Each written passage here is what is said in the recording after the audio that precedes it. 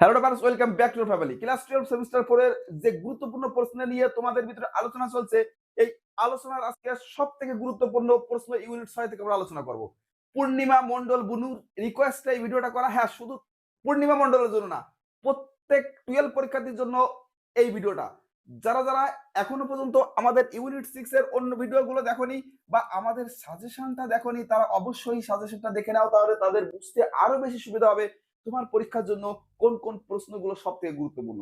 তো আজকে আমরা আলোচনা করব কোন প্রশ্ন, যে স্বাধীনতা অর্থাৎ 1971 খ্রিস্টাব্দের মুক্তিযোদ্ধা স্বাধীনতা জয়লাভের ক্ষেত্রে শেখ মুজিবুর রহমানের ভূমিকা আলোচনা করো। তো দেখো, আমরা শেখ মুজিবুর রহমানের ভূমিকার সাথে সাথে বাংলাদেশের স্বাধীনতার যুদ্ধের প্রেক্ষাপট আলোচনা করব। তো যদি আমরা প্রেক্ষাপটটা আলোচনা করি, তাহলে কিন্তু আমাদের একটু পিছন থেকে আলোচনা করতে হবে।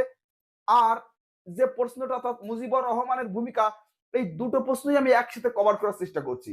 আমি অবশ্যই বলে দেব কোন পরীক্ষায় মানে পরীক্ষার সময় কোন প্রশ্ন কোথা থেকে শুরু করতে হবে এবং কোথায় শেষ করতে হবে। চলো আলোচনা করা যাক স্বাধীনতায় শেখ মুজিবুর রহমানের ভূমিকা। চলো দেখা যাচ্ছে আমরা একটু ফ্ল্যাশব্যাকে যদি যাই, অর্থাৎ প্রথমে আমরা দেখতে পারবো যে কি 1947 সাল থেকে, অর্থাৎ 1947 পরে যে পাকিস্তানের যে বাঙালি ছিল, পাকিস্তানে যে বাঙালি ছিল তাদের মনে কি হয়, আস্তে আস্তে আস্তে আস্তে স্বাধীনতার ইচ্ছা জাগ্রত হয় এবং তার বহিঃপ্রকাশ ঘটে কত সালে, যে 71-এ যে কি হয়, একটা স্বাধীন বাংলাদেশের জন্ম হয়। বাংলাদেশের জন্ম হয়। এই যে 1947-এর পরের থেকে, অর্থাৎ আমরা সবাই জানি, অর্থাৎ এই 1947-এর পরের থেকে এই যে 1971-এর ভিতরে যে ঘটনাগুলো ঘটেছিল, যার কারণে কি হলো, একটা স্বাধীন বাংলাদেশের জন্ম হলো, সেই ঘটনার ভিতরে সব থেকে প্রধান যে ঘটনা ছিল সেটা হচ্ছে কি, পূর্ববঙ্গের প্রতি বঞ্চনা। পূর্ববঙ্গের প্রতি বঞ্চনা। পূর্ববঙ্গের প্রতি বঞ্চনা।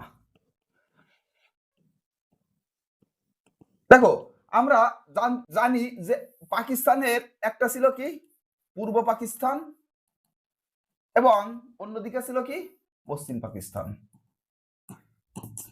তো পূর্ব পাকিস্তানের অর্থাৎ এই যে পশ্চিম পাকিস্তান আছে, এরা প্রত্যেকটা ক্ষেত্রে এই পূর্ব পাকিস্তানের উপরে কি করত, তাদের প্রতি বঞ্চনার শিকার হতো। যেমন সামরিক ক্ষেত্রে বলো, সামরিক বলো, অর্থনৈতিক বলো, প্রত্যেকটা ক্ষেত্রে কাদের, এই পূর্ব পাকিস্তানকে নিচে রাখা হতো। এবং পূর্ব পাকিস্তান যদি কোনো দাবি পশ্চিম পাকিস্তানের উপরে করত, তারা কোনো দাবি দাবাও রাখতো না।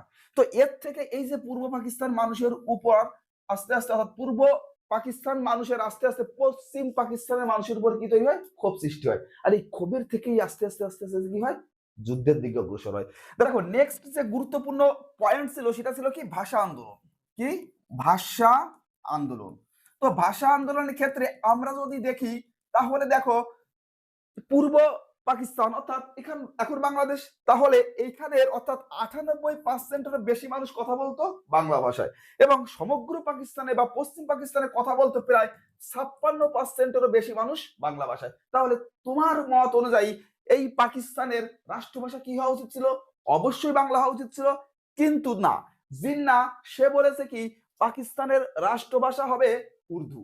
তো ব্যাপার আছে এই ক্ষেত্রে, এটা পূর্ব পাকিস্তানের মানুষ কোনোভাবেই মেনে নিতে পারেনি, তাই তারা ভাষা আন্দোলন করে এবং হাজার হাজার মানুষ জীবন দেয়। তো এটা ছিল দ্বিতীয় কারণ। এবং তৃতীয় কারণ, দেখো আমরা দেখতে পাবো শেখ মুজিবুরের নেতৃত্ব।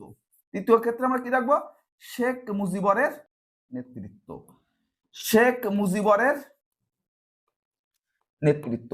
দেখো, শেখ মুজিবুরের নেতৃত্বের ক্ষেত্রে আমরা দেখতে পাবো 1970 সাল আমাদের মাথায় রাখতে হবে। মনে আছে তোমাদের যখন আমি অপারেশন সার্চলাইট পড়াই, তখন কি হয়েছিল, 1970 সালে কি হয়েছিল, নির্বাচন হয়েছিল কোথায়, পাকিস্তানে। তো এই নির্বাচনে আমরা সবাই দেখেছিলাম যে বিপুল সংখ্যাগরিষ্ঠ ভোটে পূর্ব পাকিস্তান জয়লাভ করে এবং পশ্চিম পাকিস্তান অর্থাৎ পাকিস্তান পরাজিত হয়। তো এই পরাজিত হলেও তাহলে কি সরকার গঠন করবে কে, শেখ মুজিবুর রহমান। কে সরকার গঠন করবে, মুজিবর। তার দলের নাম কি ছিল, আওয়ামী লীগ। আর এদিকে ইয়াহিয়া খান, ইয়া হিয়া, আর কে, জুলফিকার আলী, জুলফিকার আলী, তাদের দলের নাম কি, পিপলস পার্টি। তো এই যে ইয়াহিয়া এবং জুলফিকার এর পিপলস পার্টি কি হয়, ভোটে পরাজিত হয়। কিন্তু তাদের কাছে ক্ষমতা বেশি থাকার কারণে তারা কি করে, এই শেখ মুজিবুর রহমানকে কোনোভাবে এই সরকার গঠন করতে দেয় না বা সরকার গঠন করতে বাধা দেয়। ওদিকে শেখ মুজিবুর রহমান তো স্বাধীন বাংলাদেশ ঘোষণা করে দেয়। তো তখন কি করে, এই ইয়াহিয়া খান ও জুলফিকার এরা কি করে, বাংলাদেশের উপরে আক্রমণ করে, অর্থাৎ বাংলাদেশের উপরে কি করে, আক্রমণ করে। এবং আমরা দেখবো 1970 সালের অর্থাৎ 71 সালের যে 25শে মার্চ আমাদের এই বঙ্গবন্ধু শেখ মুজিবুর রহমান একটা কি দেয়, ভাষণ দেন। অর্থাৎ এবারের সংগ্রাম আমাদের স্বাধীনতার সংগ্রাম, এবারের সংগ্রাম আমাদের মুক্তির সংগ্রাম।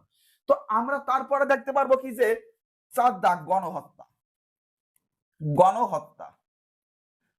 দেখো গণহত্যার ক্ষেত্রে আমরা সেই একই সিন দেখবো, অর্থাৎ পশ্চিম পাকিস্তান আক্রমণ করবে কার উপরে, পূর্ব পাকিস্তানের উপরে অর্থাৎ বাংলাদেশের উপরে।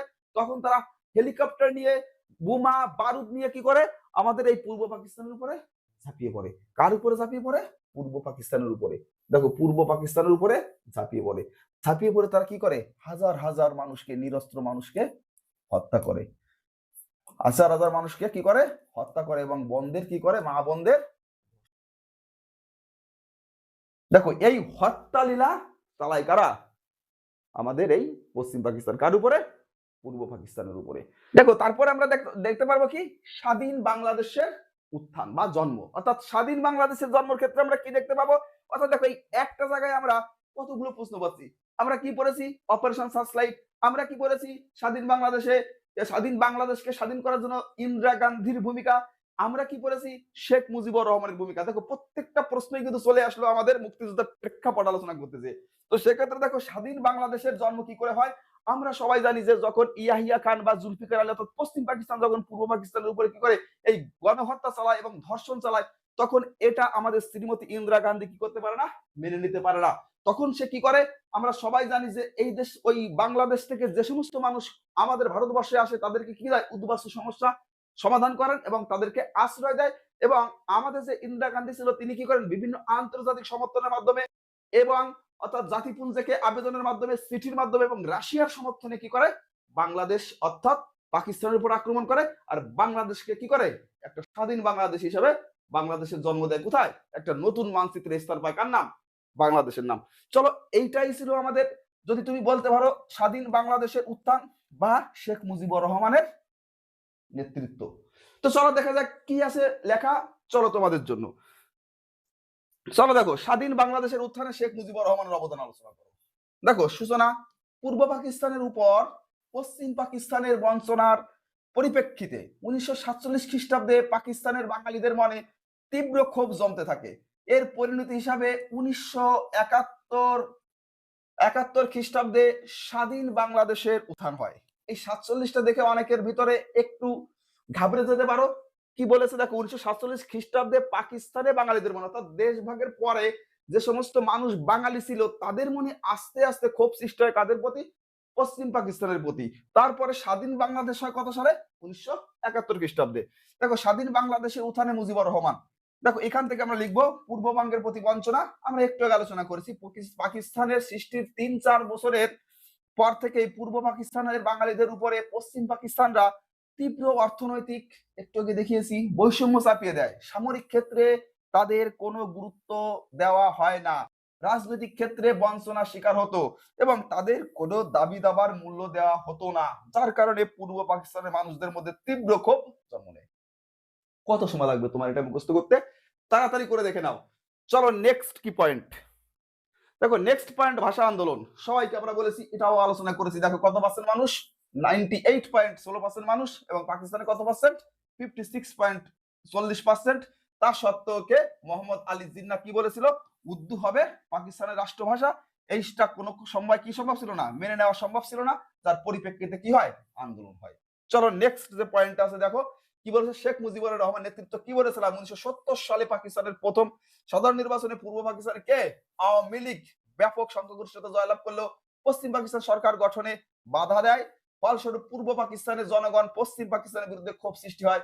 শেখ মুজিবুর রহমানের, দেখো ঢাকা ধর্মঘটে গোটা পূর্ব পাকিস্তান অচল হয়ে পড়ে। মুজিবুর রহমান 25শে মার্চ 1971 ঢাকায় রেস কোর্স ময়দানে, এটা ভালো করে মাথায় রাখবা, রেস কোর্স ময়দানে এক সভায় ঐতিহাসিক ভাষণ দেন, ঘোষণা করেন। কি করেছেন, এক সভায়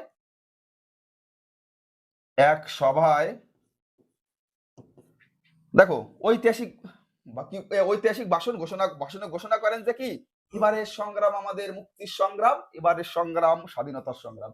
এই লাইনটা কিন্তু যদি মুক্তিযোদ্ধার ভূমিকা শেখ মুজিবুর রহমানের আসে, সে কিন্তু প্রথমেও তুমি লিখতে পারো, তাহলে দেখতে আরো সুন্দর লাগবে।